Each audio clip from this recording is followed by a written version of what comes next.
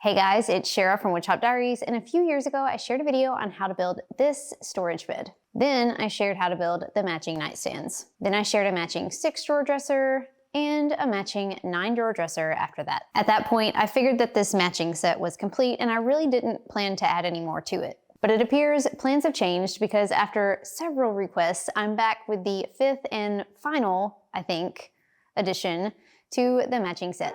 A tall dresser, or a chest of drawers, whichever you want to call it. So if you're ready to wrap up this matching furniture collection, again, let's dive in and get building.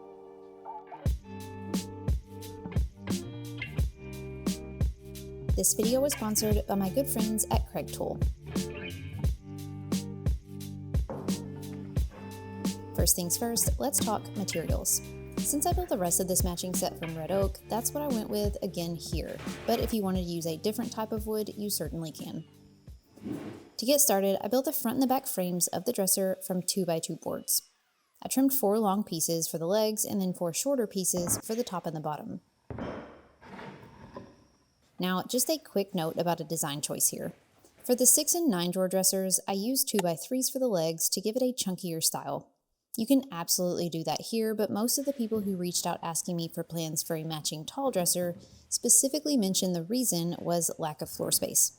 So while it's not a huge difference, using 2x2s for the legs here versus 2x3s like the others did save an extra 2 inches of purely decorative width, and it's only a subtle difference in design from the other dressers. Anyway, I laid out my frames and marked each joint to drill dowel holes. I'm using the new Craig Tool doweling jig here to drill the holes for my dowels. This is one of several new tools that Craig has just launched, and you'll see a few more throughout this video. Kind of like the drill. This jig is quite different than my older dowel jig, and it includes 5+ ways of easily aligning your holes. It took me a minute to figure out which way I was using it, but once I got it, it was easy peasy. The dowel jig comes with both a 3/8 and a 1/4 inch drill guide. I will link this and all of the new Craig Ionic Drive power tools that you see throughout this video in the description below so that you can check them out. After all my holes were drilled, I sanded my pieces well, then glued up my frame.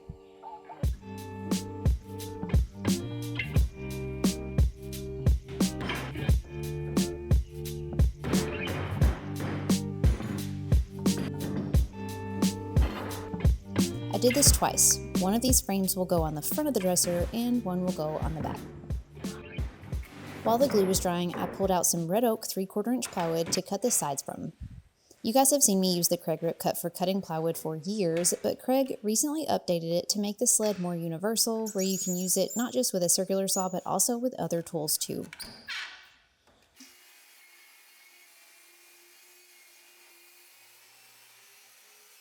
I use this to rip my plywood sheet into manageable strips, but one of the cool features about their new circular saw is that the sled isn't required to use with the AccuCut guide.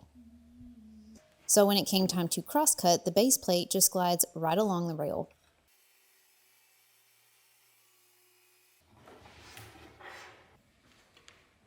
Once I had my 2 side panels cut, I drilled pocket holes along the sides, then I attached these between my 2 front and back frames.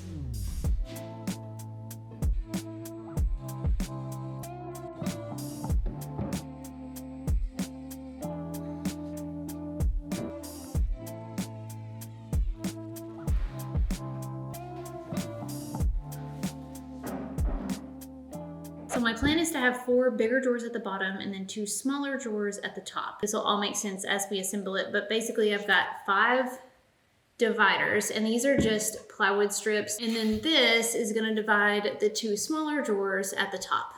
So I'm going to edge band the front of this because this will be exposed, and then edge band the front of these dividers because they'll be exposed, and then we'll get them installed.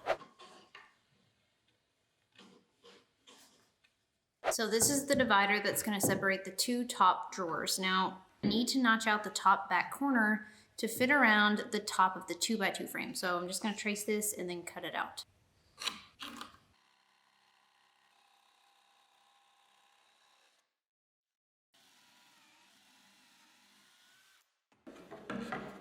I use this piece to help me space my divider strips for the top 2 drawers. For this, I need one at the front and one at the back.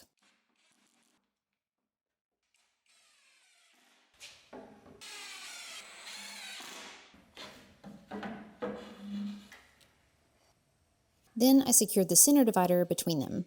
Just ignore this bottom pocket hole here, I drilled it in the wrong place. Once the top was done, I spaced the other divider strips evenly in the space that was left. For these bottom dividers, they only need to be installed toward the front. You'll notice that I used my Craig Multimark tool to install these dividers about a 1/2 inch inset from the front edge of the dresser. And this is just to add some extra dimension and interest onto the front.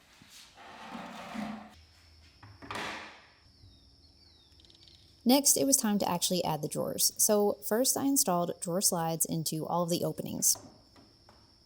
I'm going with inset drawer fronts here, and they're going to be made using 3/4 inch plywood with some 1/4 inch thick trim on the front. We'll get there when we get there, but the important thing to note now is that they'll be 1 inch thick. So I installed my slides 1 inch inset from the front edge of each divider.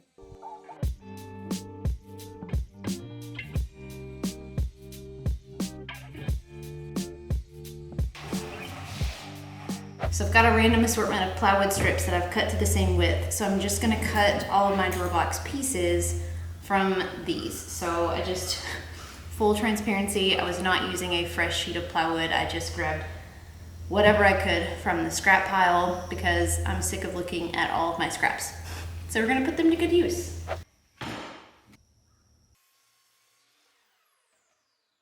I trimmed my scrap strips to length to make 4 large drawer boxes for the bottom of the dresser. I won't go into super detail here on how I build my drawer boxes because I have a whole separate video on that, but basically I cut a 1/4 inch dado into all of my drawer box pieces to install a 1/4 inch plywood bottom.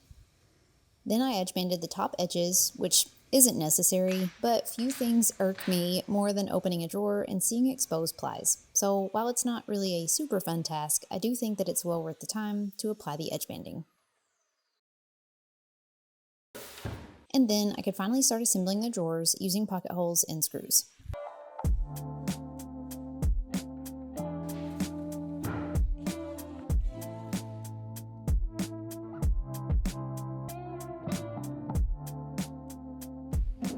After all 4 drawers were together, I installed them into the dresser.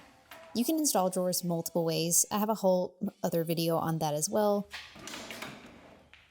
For some of these, I just used some 1/4 inch plywood spacers underneath and then installed them directly to the slides. And for the others, I removed the part of the slide that mounts to the drawer and just screwed it directly to the box. Sometimes it's fun to switch things up. With the large drawers installed, I repeated the same process to make 2 smaller drawers and added them into the dresser as well.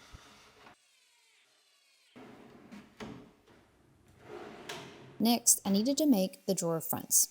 For these, I cut down 3/4 inch plywood to size for each drawer. After applying edge banding to them, I cut some pieces of 1/4 inch by 1.5 inch lattice trim to decorate the fronts. I actually had these left over from ripping down some 2x4s in previous projects, so you can rip your own or you can buy them straight from the store. These trim pieces are one of the key matching elements that tie this set together. You'll see them on all of the dressers and on the bed. While the glue dried on the front, I trimmed up the sides with 1x2s at the top and the bottom. Then I added some more of that lattice trim between them. Again, not necessary, but just an added detail to tie the design together. I hate waiting for glue to dry, but eventually it did, and I could come back to wrap this up. I installed the drawer fronts using screws from inside the box. Now, I apologize, it's a bit hard to see, but you get the idea. I used these shims that came with the Craig drawer front installation kit under each piece to help me get my spacing right as I attached.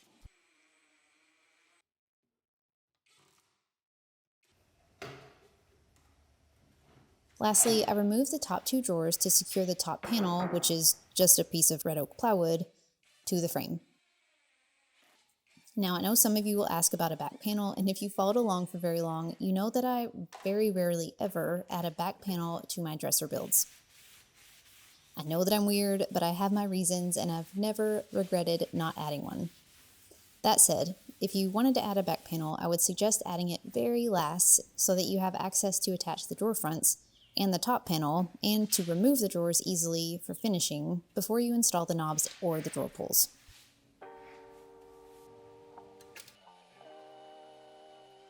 After I stained and polyed the piece, I added some simple black knobs to wrap this project up. I think it's a perfect match to the previous dressers, and it's a great addition to, I think, complete this whole bedroom set. I always love a good dresser project, and I hope you enjoyed watching this one come together. I also hope you enjoyed seeing some new tools along the way. You can check out all of the new and some of the older but newly updated tools from Craig, including the Ionic Drive power tools, at the links in the description below. Be sure to subscribe and stay tuned, because while this project may be the last of this matching set, I still have tons more projects to share soon. Thank you guys so much for watching, and until next time, happy building!